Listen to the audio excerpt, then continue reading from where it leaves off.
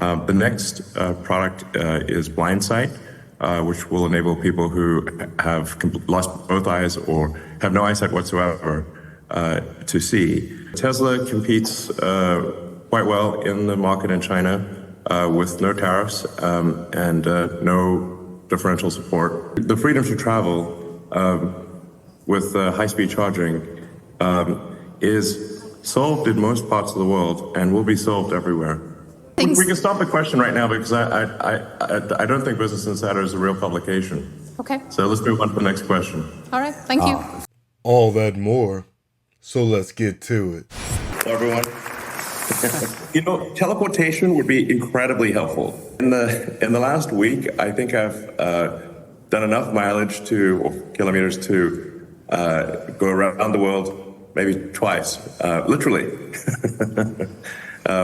And I apologize again for not being there in person. It's just my son's graduation is tomorrow, so I need to be there in person. I would like to ask about Neuralink, but before I put the question, I would like that we see a very short video of the patient. Sure. Can we have the video? You're moving the cursor.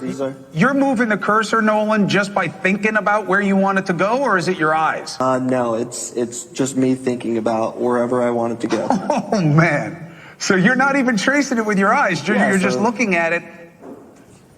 Nope, I can move it and I can move the cursor around, whatever I would like to do. I don't have to be staring at it at all. Yeah, that's all me, man. And you can play chess. You can play video games.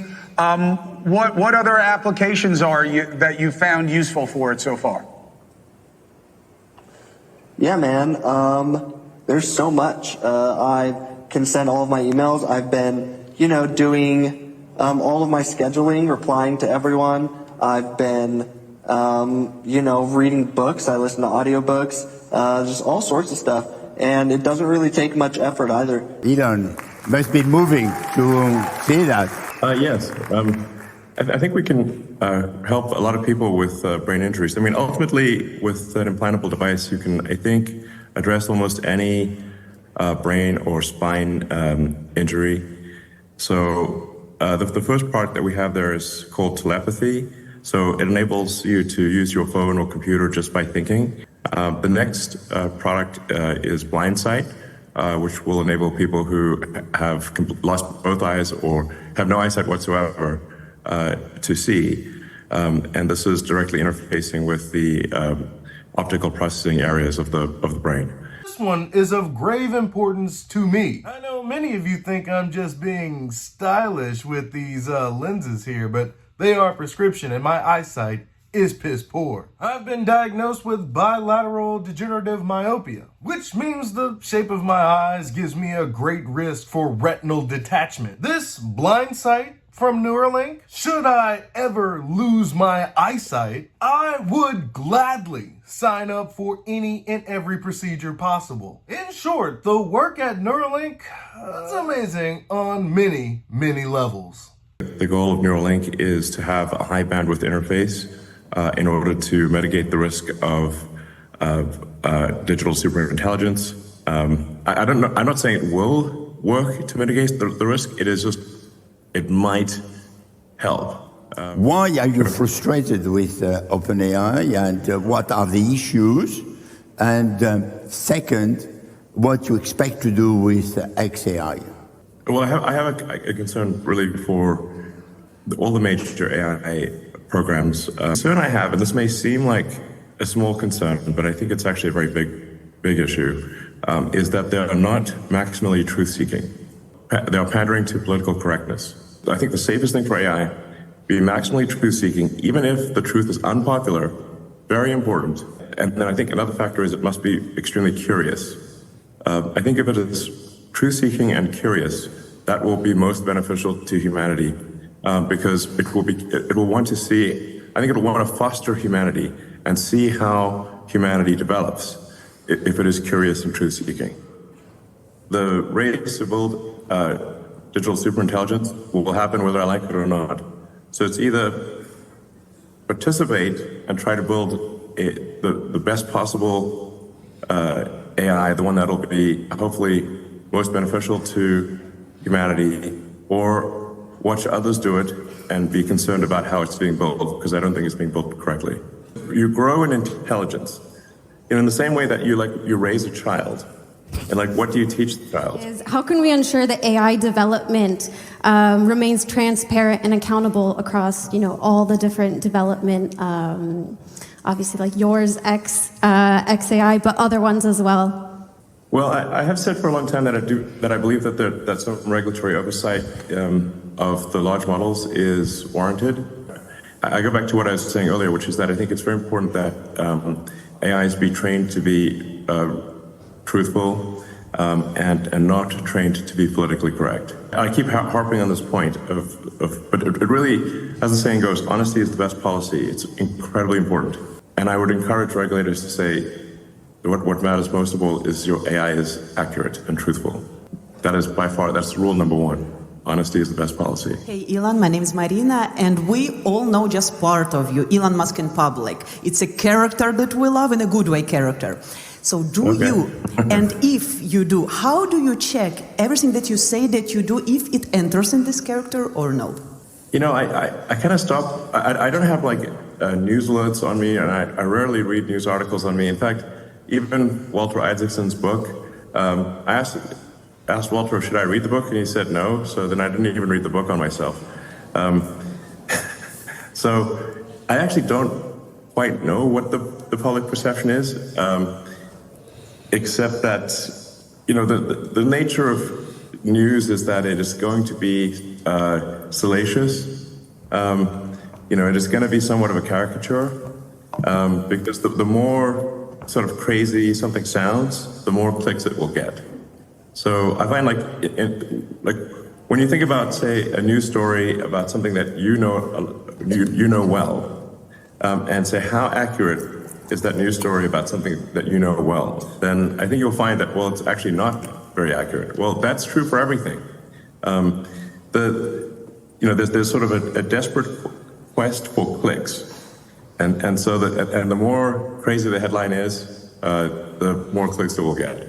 I go through this every day because I talk about Elon Musk, and he's a very controversial figure, especially the way he posts on X and things of that nature. News articles and programs, how they choose to portray him, it's meant to get a charge out of you. But he's absolutely right. Every time I would hear an article about the military or something like that, something I knew very well, the individuals reporting on it would often get things wrong, leaving me very, very frustrated. So after purchasing my first Tesla and then purchasing my first share of stock, I never wanted to have that feeling again where the media might report on something that I care deeply about, have a great knowledge of. In order for me to digest the news properly regarding Tesla, I need to know as much about the topic as I possibly can, so I can look at it objectively.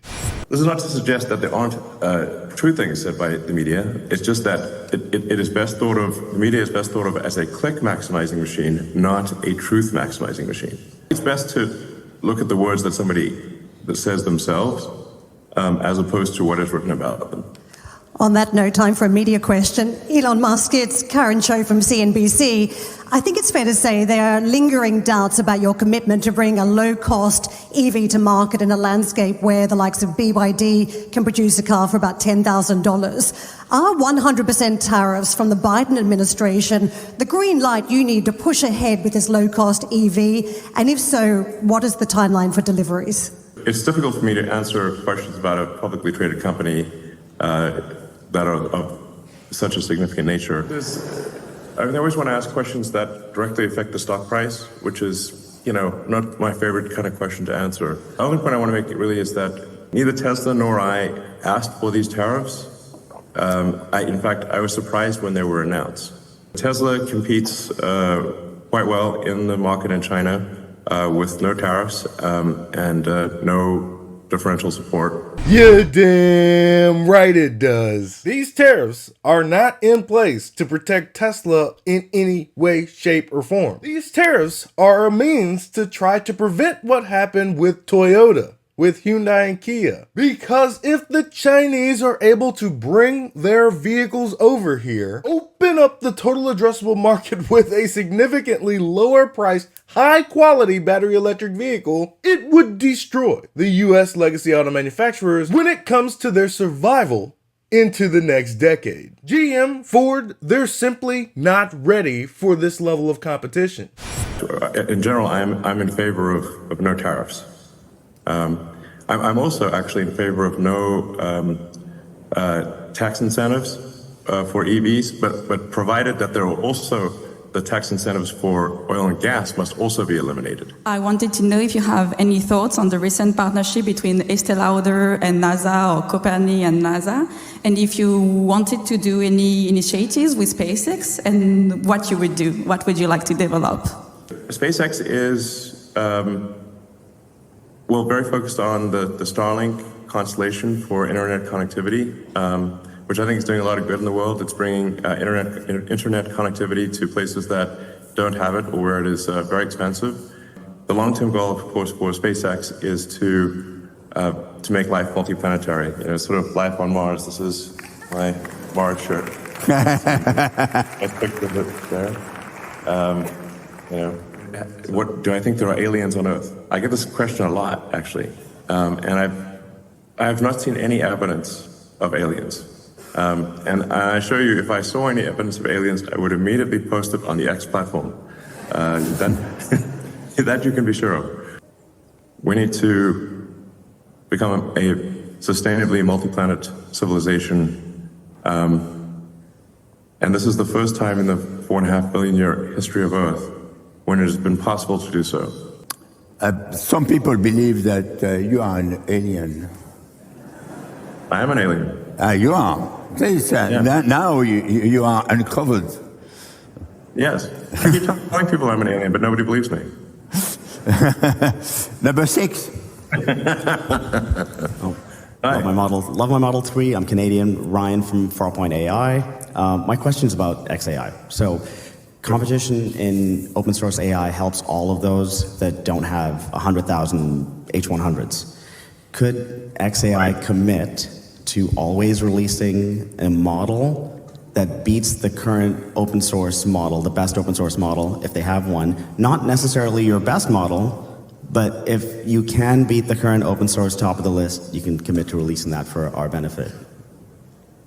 Yes, I will make that commitment. Prognose about the EV charging infrastructure for next 5 years.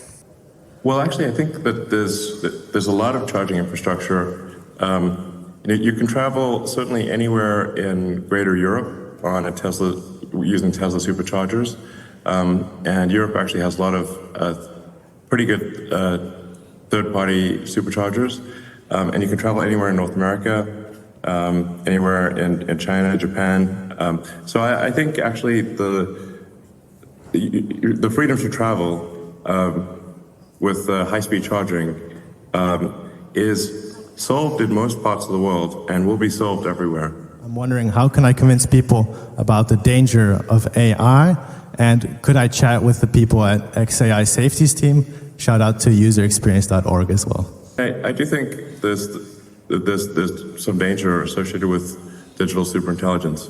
As I said earlier, I think the biggest issue is that it has to be trained to be rigorously truthful, and it has to be trained to be curious. We found that a lot of jobs being replaced by AI. Do you worry about your job being replaced by AI? If not, why? If your job was replaced by AI, what would you do? I mean, we do get into some existential questions here. In a benign scenario, probably none of us will have a job. There will be, but in that benign scenario, there will be universal high income, not universal basic income, universal high income. There will be no shortage of goods or services. And I think the benign scenario is the most likely scenario, probably, 80% likely if you ask, in my opinion. The question will really be one of meaning. If the computer can do, and the robots can do everything better than you, does your life have meaning? That's really will be the question in the benign scenario. And in the negative scenario, all bets are off. we're in deep trouble. Do you think that AI will impact the education of the future generation of kids? Mostly about that, the values and the morals. I think the parents will still be responsible for values and morals. I do think AI will dramatically affect education because the AI is an extremely knowledgeable teacher, very patient, will be almost always correct, and can tailor the lessons specifically to the child. So it'll be like each child has, Einstein for a teacher. Priya Srivastava from Business Insider. Taking it to Tesla, Tesla's had a bumpy few months looking at flagging sales at home, stock market decline, layoffs. When you look back, are there any things... We can stop the question right now because I don't think Business Insider is a real publication. Okay. So let's move on to the next question. All right, thank you. Get on! Elon just pulled out the flamethrower. Golly, Miss Molly. Honestly, he's not trying to answer any real questions about Tesla. But if you could throw shots back at a publication that has valued clicks more than facts, well, Elon smirk says it all. Do you think in future, with the help of NEURALINK, you will be able to use the human brain scans data to develop the most powerful and creative AI the world has ever seen? And if you like my question, will I ever get a visit to SpaceX station in my life? The goal of SpaceX is to enable anyone who wants to go to Mars or wants to go to the moon to be able to go, so that it is affordable to a very large percentage of people on Earth. And talking about Africa, and given the increasing potential on this continent in technology, what initiatives, collaboration, or contribution do you foresee? It's difficult to say. I do think Africa has a lot of potential, and I think one of the things holding Africa back has been lack of internet connectivity, which is what Starlink is helping to solve. When do we go to Mars?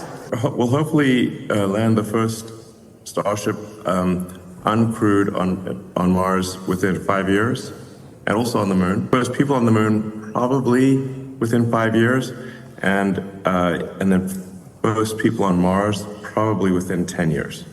Maybe, I think less than 10 years, maybe 7 or 8 years. In relation with electromobility, what innovative projects do Elon Musk and Tesla have in mind for the coming years? So do you want to disclose your secret here? Well, we are all waiting for something, breaking news. Yeah, I mean, I don't think, we don't want to do sort of product announcements, simply as in Q&A. That wouldn't make sense. We do our product events as product events. But obviously, some of the things people are aware of, like robotaxis or cybercabs, and the Optimus humanoid robot.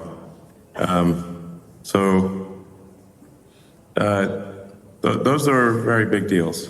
Even if that's the only thing you knew about Tesla, you know that will be those two things will be extremely profound. A large fleet of autonomous vehicles that basically a generalized solution to self-driving, and a generalized solution to a humanoid robot. Those two things are incredibly profound. Oh yeah, don't expect him to have any breaking news here at the Vivatech interview. Robotaxis, or the Cybercab, and Optimus are going to equate for a lot of revenue when it comes to Tesla deep into the future. Don't worry, Tesla will still make passenger vehicles, but I have a feeling that a whole lot of their vehicle production will come without manual controls. Years ago you said that Ariane 5 rocket wouldn't have any chance to survive. Would you say the same about Ariane 6, which will be launched in July and which is much more cost efficient? And any rocket that is not at least mostly reusable has no competitive chance.